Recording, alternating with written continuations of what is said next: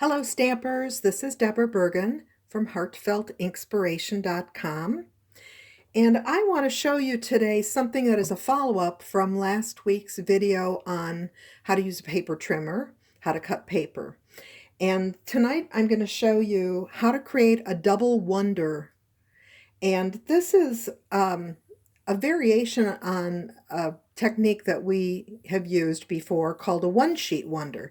But instead of using one sheet, you're using two sheets, you're using half of them. So it's two half sheets. It's still 12 by 12, but two different patterns, four sides. And you're going to be able to cut those into 15 pieces each, and you're going to be able to create 11 cards from them. So they are simple cards, but they are done quickly, and they're out the door. So this is like our Love It, Chop It classes that you might have taken here. And but instead of me doing the cutting, you're going to do the cutting, and then again I'll show you later how to make the cards. This was developed, I think, by a Stampin' Up! Demonstrator, Sue Davis Sheets, and I learned it from a Stampin' Up! Employee whose name is Shannon West. So let's get started. First of all, as I said, you're cutting two sheets of paper at the same time into 12 inches wide by 6 inches tall. So choosing your patterns is a big step because you want to make sure that when you take your two pieces of paper and look at each side, that they all go together. So for example, this is from Birthday Bonanza from the mini. And I've got this smaller print with the animals on it. I've got this print with the candles on it. And if I turn over the candles, these ice cream cones still go with the animals. And if I turn over the animals, the diagonal stripe goes with this, and it goes with this. So you can see that all four of these will coordinate, no matter which is working with each one. Really important. Okay, let me show you two other examples.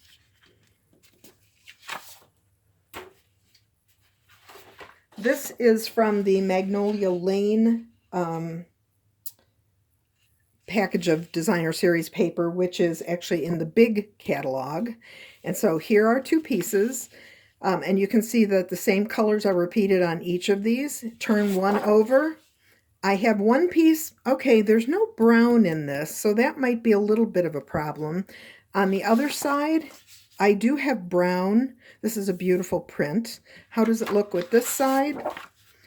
Could be too much floral, so I'm not sure I would do these together, but it's worth a try, so we'll see. And then finally, the piece that I will use for my samples for the cards that I made is from Parisian Blossoms, also from the mini. And you can see these go well together because they share this petal pink, and there, and there, and there. So I'll leave that up to you how you want to combine these. I think just for the sake of doing something I haven't used before, I'm going to use the Birthday Bonanza paper. Another really, really important thing is that you make sure that the patterns are going the same way. So when you decide on your paper, you're going to want to make sure that the patterns are going up. Otherwise, when you start putting your cards together, you're going to have a problem. So ice cream cones up, animals up. These two, well, this one doesn't make any difference, and candles are up. So that's what I'm going to make sure. My first cut is to, first of all, I'm cutting both pieces of paper at the same time. So I just took this, I'm making a cut on the side at 6 inches. I showed you this last week. So when I put it into the paper trimmer and go over to 6 inches, as I told you before, this backstop, this lip on the ruler that extends is 6 inches. And when it's flush there and flush up there, you have a perfectly straight cut. And there it is. Okay, so now I'm going to turn this back to the correct orientation this way, up and up. Okay, so from this piece, we are cutting 3 panels.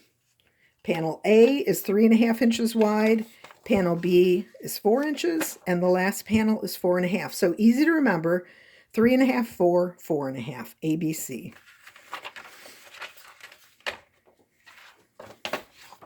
Okay, so 3.5 is my first cut.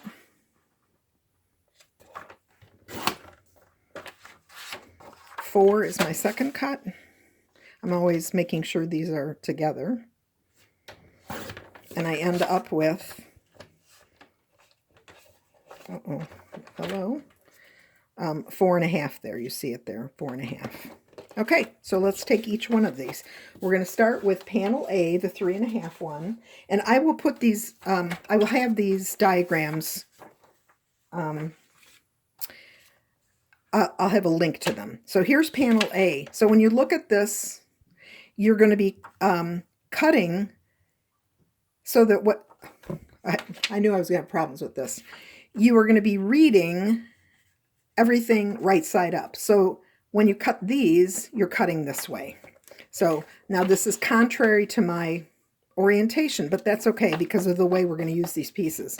So the first thing is I want 2 2¼ inch cuts.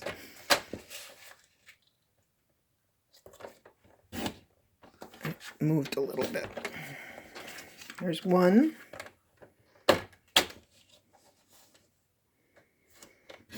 And there's 2, and I'm left with the remainder, which is 1.5 inches, and from there I'm going to cut 2 pieces at 1 3/4.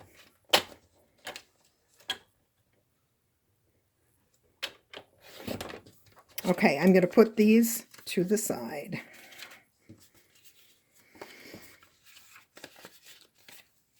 Okay, those are A's. From panel B, which is 4 inch, I'm going to start by chopping off 3/4 inch. I told you last week when I did this. First, I'm just going to double check. This is a 4 inch piece because it fell on the floor. That over here, I can see my all the way up to 1.5 inches. So it's very easy to see 3 1/4. It's much harder to line it up over here and get a narrow strip. It's very easy to line it up over here. I can hold on to this whole thing and slice. And there's my 3 1/4. And then each of these is cut into 1 inch wide. Again, I'm looking over here. 1.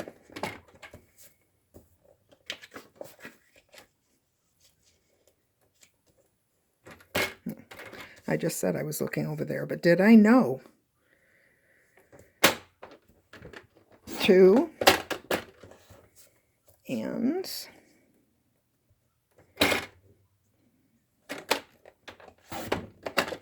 so if you think this looks awkward how I'm cutting, it's because I'm not right on top of my cutter. It's in front of me and underneath my camera stand. Very awkward. Okay, those are the B pieces. Lopped off 3/4 inch and then cut 4 1 inch strips. And finally, for the widest panel, panel C, this is an easy one. I'm going to cut 3 times 1.5 and then cut those in half at 3 inches. Okay, so 1.5, as I told you before, I told you more than once. That's 1.5. Here's 1. And here's 2.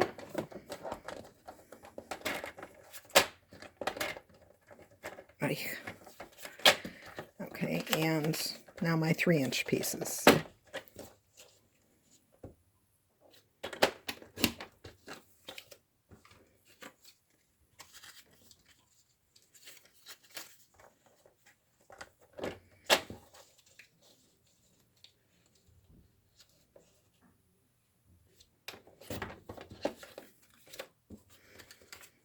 Okay, so I have just cut a stack of 2 at the same time, each into 15 pieces, and that's a total of I think we can all do the math on this. That's a total of 30 little pieces of paper that we're going to assemble, as I said, into 11 cards. Okay, so one more time. From the 3.5-inch wide piece, I cut a 2 1/4, a 2 1/4, and then the remaining 1.5 into 1 3/4. That would give you 2 of them. From my 4-inch, I cut off 3 1/4, no, 3/4 of an inch off one end and cut the rest into 1-inch pieces. And then finally, from the 4.5-inch piece, this is simple. I cut 3 strips of 1.5 and cut each one of those into 3. Okay, I hope this is clear. Well, if it's not, you're going to have to comment and let me know. And I will see you tomorrow or whenever I'm putting the cards together. Okay, thank you.